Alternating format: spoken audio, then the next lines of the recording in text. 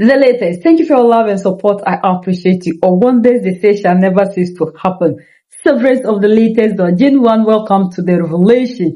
Today, the European Parliament is in an uproar. They are accusing Russia of quote, human trafficking and luring Africans to fight in Ukraine. They call it quote, crime against humanity. But before we listen to the agnostic talk about the fire, we must look at the genesis.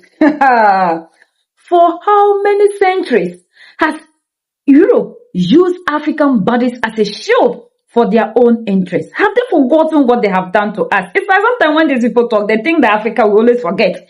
They talk about, quote, false promises today, but they forgot the false conscription of yesterday.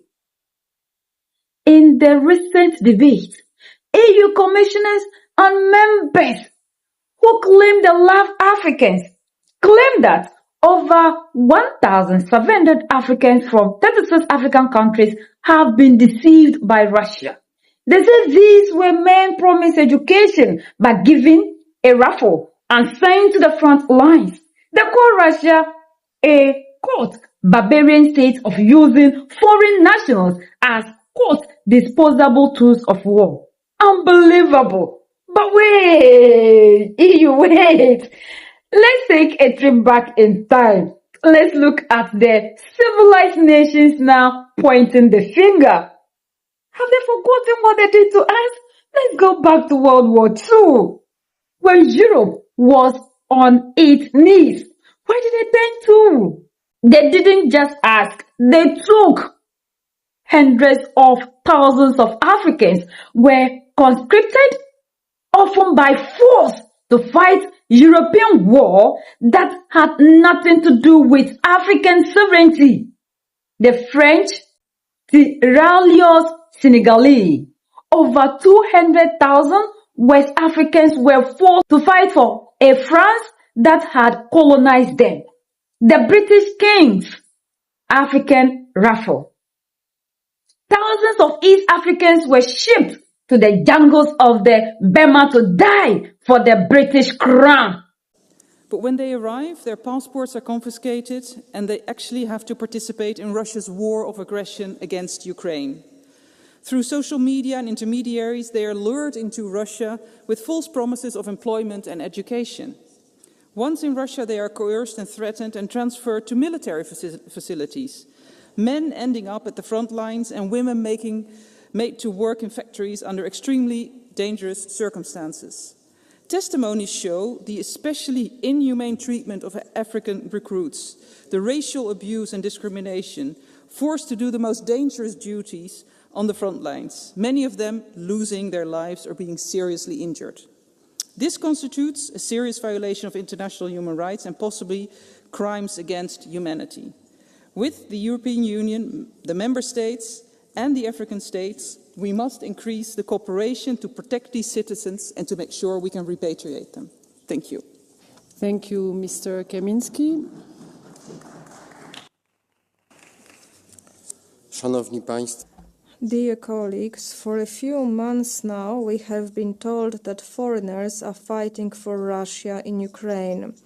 Many of those people are from African states. They have been lured into Russia, they have been promised a well-paid work. Later, they are incorporated into the army and against their own will, they are sent to the front line. What Russia is doing is a war crime. It is human trafficking. There is also another group of foreigners fighting for Russia. Those are classic mercenaries, people willing to kill for money. Notably, people from Cuba, communist Cuba. I cannot imagine that the Cuban regime is unaware of it. The EU cannot turn a blind eye. We need to suspend the agreement on dialogue and cooperation between Cuba and the EU. It has to happen now. On the Russian side in Ukraine, there are no international brigades of volunteers. Those are hooligans, henchmen, and victims of human trafficking.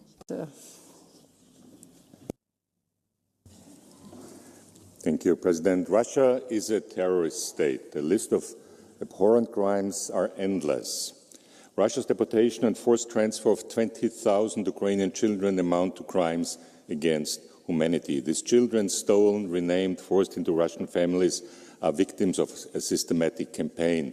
And the vice president of the Duma proudly showed himself with a baby which he which he had stolen, and now he's proud he has a new baby.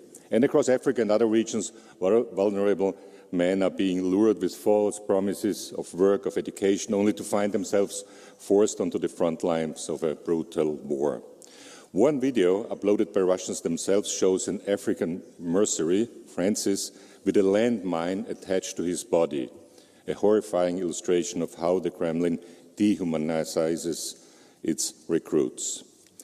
Russia's actions are a shameful stain that will never wash away. We stand on the right side. We want to help Ukraine. We want to help those poor people. And I'm very sad that in this House there are members of this Parliament who still are on the side of the war criminal Putin. Thank you. Thank you, Mr. Sjöstedt. You have 1 minute, please. Tack så mycket, fru talman. Rysslands anfallskrig går. Thank you, Madam President. Russia's war of aggression is going badly.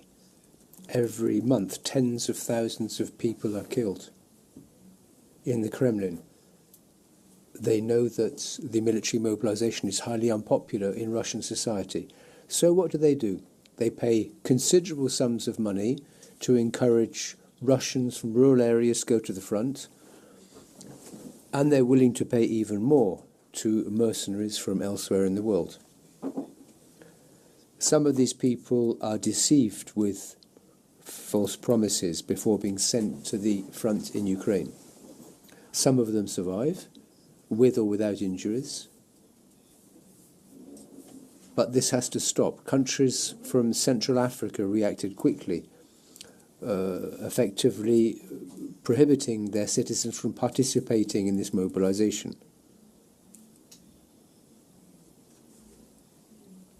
And many other countries should be working to prevent this transfer of troops. Dear colleagues, Russia has started to recruit non-Russian nationals, particularly from African countries.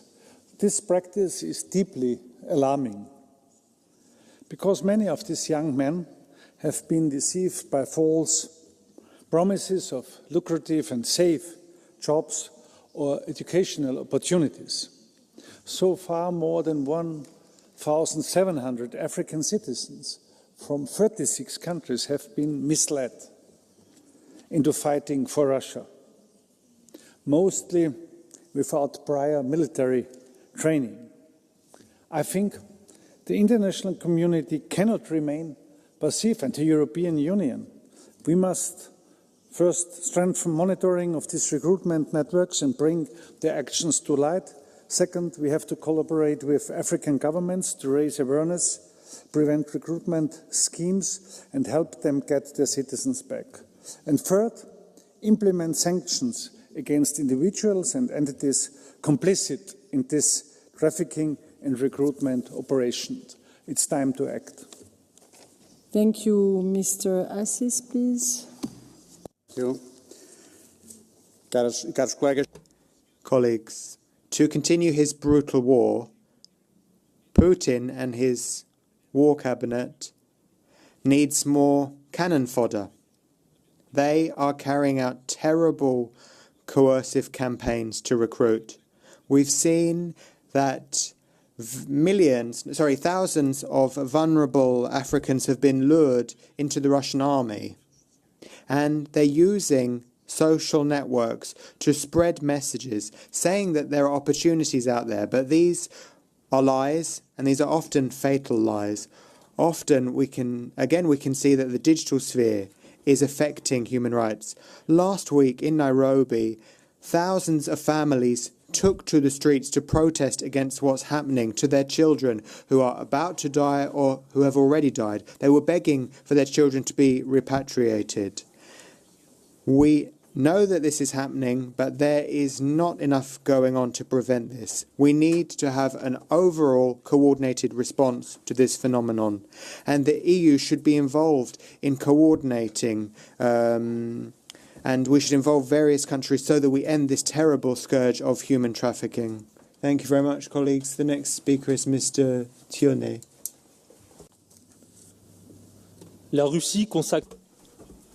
Russia is devoting enormous time and effort to portraying itself as an anti-colonial force. It's using a double ideological heritage in doing this, Slavic identity and anti-colonialism.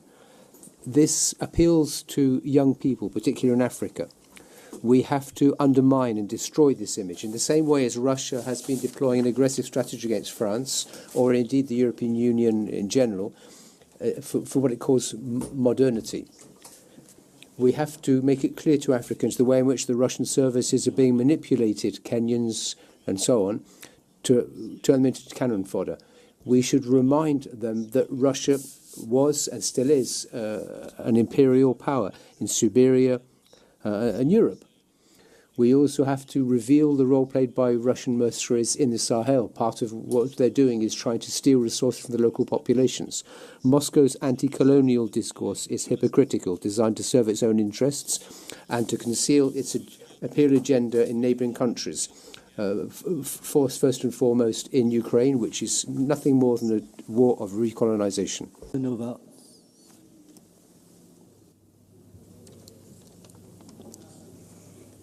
Již čtvrtým rokem probíhá útočná agrese Ruska.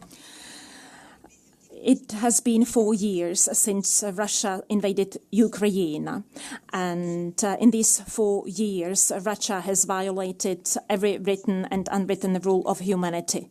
The massacre in Bucha, the abduction of Ukrainian children to Russia, the bombing of schools and hospitals, the deliberate killing of civilians. And now we are seeing the recruitment of citizens from other countries who are being sent to the front lines under false promises. It began with citizens of Nepal. Now they focus mainly on countries in sub-Saharan Africa and Central Asia. We see again and again that Russians are behaving like barbarians, showing no restraint, and they have excluded themselves from our circle of civilization. Our task now is to support Ukraine's heroic struggle and invest in our defense capacities. Thank you, Chair, Commissioner. Some time ago, President Zelensky heard at the White House the following accusation: "You are gambling with World War III." Let us be very clear. The man gambling with global stability is not the leader defending his country, Ukraine. The man responsible for escalating tensions is Vladimir Putin. It was Putin who chose the war. He started it, he fuels it every day, and he alone bears responsibility for its brutal continuation. And now we see another cynical chapter, the recruitment and trafficking of non-Russian nationals to fight in his war against Ukraine. What does this tell us about the value Putin places on human life? He drags people into his war from wherever he can, from North Korea, Cuba, to African countries, often through deception, coercion, or exploitation. These confused and misled recruits are not treated as soldiers, but as disposable tools of war. This is not only aggression against Ukraine, it's the industrialization of human exploitation for the war. Europe must call what it is and hold Russia accountable. Thank you. Merci beaucoup. Thank you very much. Peter Volgen, the next speaker. Малък урок по история. В продължение на векове цивилизованите европейски държави колонизират Африка безмилостно. For hundreds of years, European countries have colonized Africa, exploited local populations, and sold millions of people into slavery. So colonialism and the end of it haven't brought an end to the suffering. They have suffered the same fate. The African peoples have looked to Europe for support. But the countries with no colonial interests, such as Russia and others, have not hesitated to impose great suffering on these countries. But they are more willing in Africa to work with these non-colonial powers than they are with Europeans. Quite often the...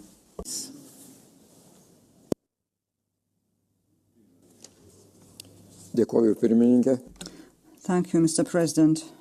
Russia has been active in Africa since the height of the Soviet era, and over time it gained a new military and political foothold there, first through the Wagner Group, now through the Africa Corps. Russia also maintains its channels of influence in Africa by recruiting soldiers. Young Africans are promised jobs or education opportunities, but in reality they are given weapons. Russia is acting like this in Ghana, Kenya and South Africa. It is estimated that nearly 2,000 Africans from 36 countries are fighting on Russia's side. We must condemn Russia's actions unreservedly on clear legal grounds, namely the 1989 UN Convention prohibiting the recruitment, use, financing and training of mercenaries. Russia is not only continuing its aggression against Ukraine, it is also exporting its logic of war to Africa. And this is a clear continuation of colonial thinking. Thank you. Thank you very much. Thies Reuten. Thank you, President, Commissioner, colleagues. Thanks to the authors for this timely resolution, because Putin uses foreign fighters recruited under false pretense from Africa and elsewhere, and he's running out of soldiers thanks to the effective Ukrainian defenders. The alternative to this, conscription in Russia's cities, would expose a losing war. It is very uncomfortable to watch African fighters dying on a battlefield they were never prepared for a cause they never chose, and being abused by Russian soldiers. Ukraine's defense also takes place in multinational fora, where African voices are too often silent or pro-Russian. Therefore, the EU must join forces with our African partners to clarify the human cost of Russia's brutal and illegal policy, also on African streets. Second, make clear that Russia and its Wagner Group and Africa Corps are no friends to Africa, but only advance Russian interests through disinformation, deceit and exploitation. And third, that we offer credible alternatives, including through our CSDP missions. Thank you. Merci beaucoup, cher collègue. Thank you very much. Adam Bielen. Rosja od pierwszego dnia inwazji na Ukrainę postępuje w drastycznej... Since the first day of the invasion, Russia is violating all international law standards, committing atrocities, also crimes against humanity. They do not care about the lives of their own citizens. What counts is the objectives, which is conquering, and people are just means to achieve this goal. Million people sent by Putin to the front, perished, died, are missing or have been maimed. This is a tragic number. Many families have not even received the bodies of the perished. What is more, Russia wants to recruit and draft non-Russian nationals from Cuba, from North Korea, and from Africa against their own will. They are becoming part and parcel of the ranks of the Russian army. They are sent to the certain death. We must put an end to it. Europe, who will be providing better service to the world rather than should concentrate on fighting human trafficking. We should also fight in order to recover the missing Ukrainian children. Thank you very much, Sandra Gomez-Lopez.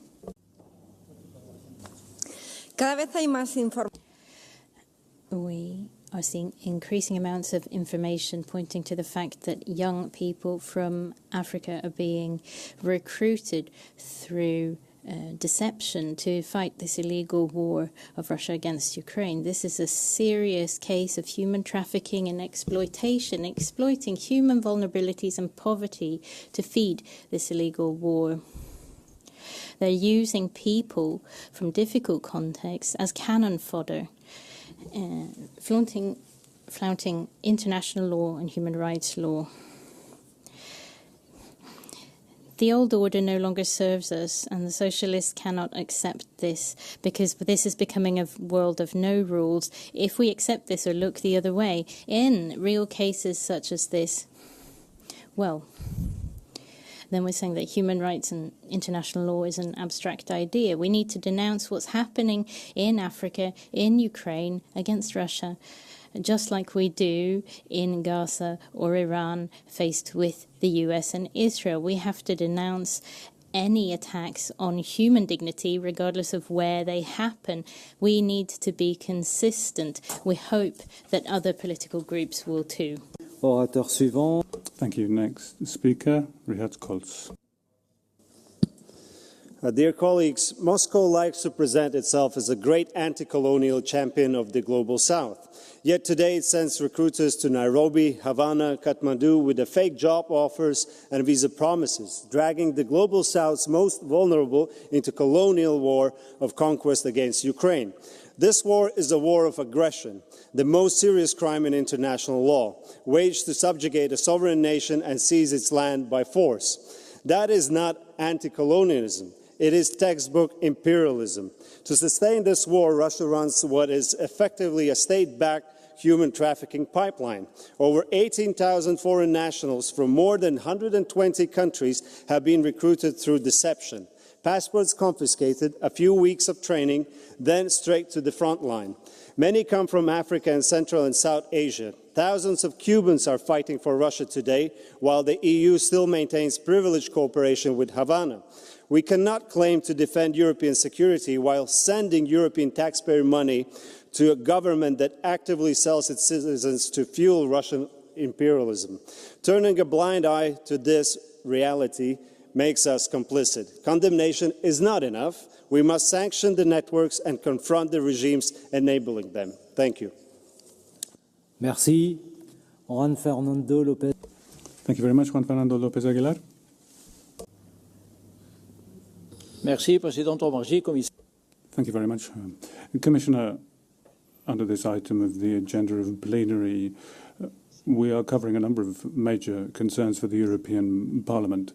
Trafficking, misinformation, fraudulent recruitment by Russia. In African countries, we have information saying that thousands of young people have been deceived and sent to the front as cannon fodder. 42% of them have fallen in combat on the Ukrainian front in less than 4 months. It's scandalous.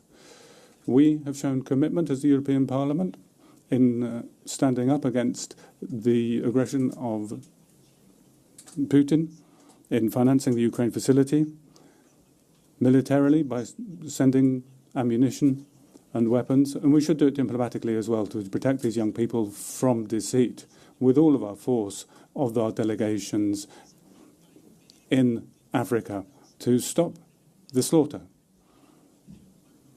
Young children who are being deceived and whose human rights are of major concern. Thank you very much. I now open the Catch the Eye procedure. Sebastian Tinkinen, you have the floor.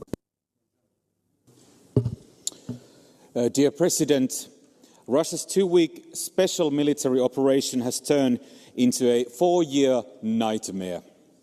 It's fair to say that they have bitten off way more than they can chew. They've suffered over 1 million casualties. Replacing the endless Russian meat wave is proving difficult for Kremlin. Being sent to the front lines is a death sentence. Not long ago, thousands of North Korean soldiers were sent to support Russia. But in Putin's search for more disposable bodies, he's turning to something very dark: human trafficking. There have been horrifying reports of people in Africa who were tricked into fighting for Russia. They were promised a job or an opportunity only to find they had been deceived. Their lives had now become worthless and disposable to the Russian war machine. It is a war machine that needs to be stopped with force. Thank you. Merci beaucoup. Thank you very much. Vidi Sondel. Thank you. I'll speak in Danish. Putins regime har lavet Many monstrosities have been committed by Putin's regime with attacks on a fully innocent neighbor, kidnapping and indoctrination of Ukrainian children, bombardment of civil targets, areas of residence and hospitals. More than 1 million young Russian men have died as a result or suffered life-altering injuries. He doesn't care. And thousands of young people from the global south have been tricked and deceived into participating in the attack on Ukraine. Interviews provide convincing evidence that they didn't know what was happening to them. So these 4 years of crime have had a terrible impact for Ukraine, for the young Russian soldiers who've lost their lives in a meaningless war, and also those who have been deceived into participating in this war. Thank you very much. To conclude this session, I would like to give the floor to Commissioner Hoekstra.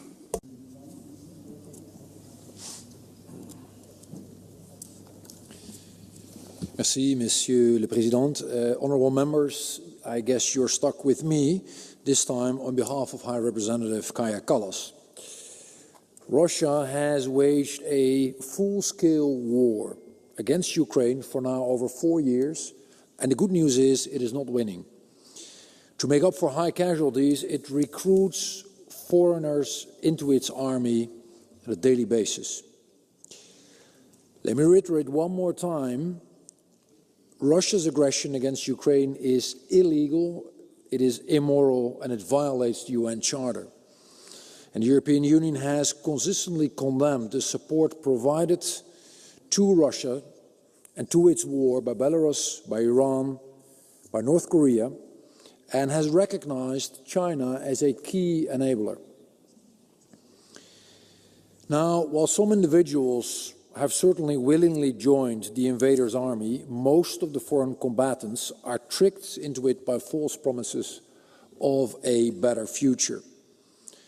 Persons in vulnerable situations who come to Russia for a job or training are then coerced into signing a contract, and then they're quickly deployed to the front. Investigative journalists have rightly compared these exploitative recruits, or recruitment schemes, I should say, to human trafficking. In addition to over 1,700 Africans, this concerns Latin Americans, Middle Easterners, and Asians. For Russia, foreign mercenaries are dispensable.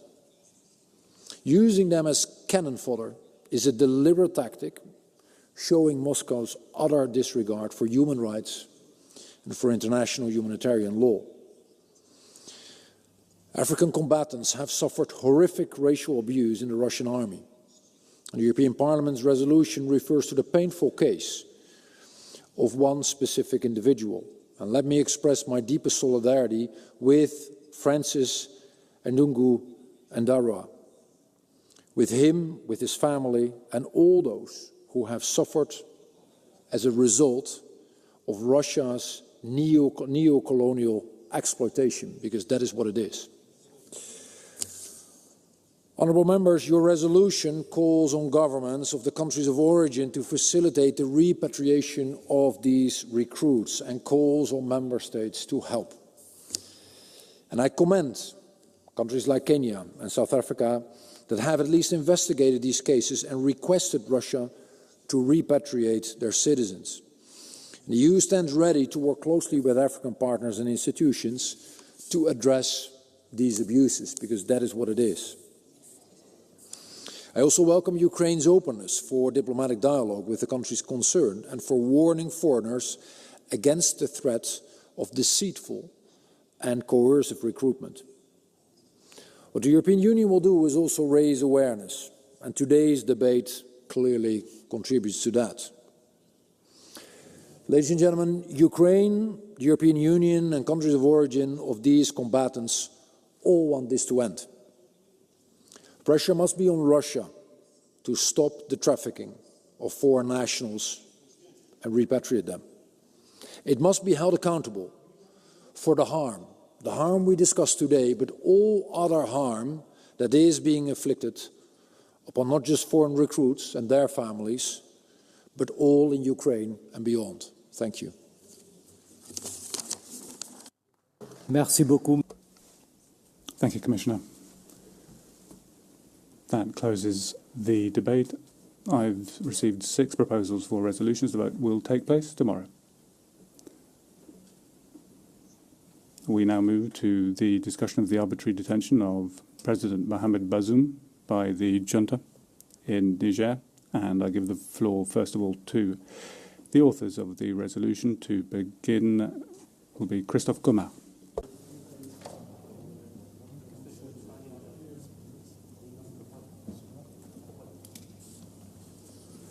Monsieur le Président, Monsieur le Commissaire. President, Commissioner, dear colleagues, tomorrow we'll be voting on an urgency resolution which I set great heart by. We call for the release of the President of Niger, Mohamed Bazoum. It's the 4th time. Now, since 26th of July 2023, when the coup took place, the military have basically cut him off from the outside world. He doesn't have access to a phone, and there's been 950 days of unjustified detention. Now he's democratically elected. The hypocrisy when Africans return home from World War II asking for the same freedom they fought for in Europe. What did they get? What did we get in return? In 1944, the Taroyi massacre, French troops opened fire on their own African veterans who were simply demanding their back pay. They used us as cannon fodder to defeat the Nazis, then executed when we asked for our dignity. When was the European Parliament? Then to condemn human trafficking. Have they forgotten what they have done to us? This isn't just about World War II. For hundreds of years, the European project was built on the industrialization of human exploitation. They colonized the continent, stole the resources, and used African men to police other Africans. Today, they are sad that Africa is in Russia. But are they sad about the poverty in Africa? Poverty caused by centuries of Western looting that makes a false promise of work in Russia look like a lifetime.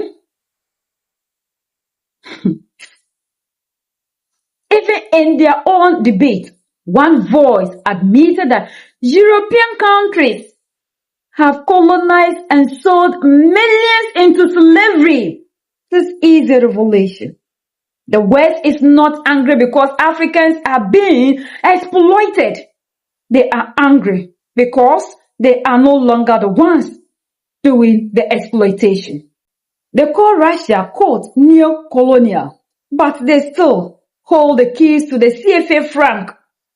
They still control the resources in the Sahel, and they still keep African presidents like Mohamed Bazoum as strategic partners while ignoring the will of the people.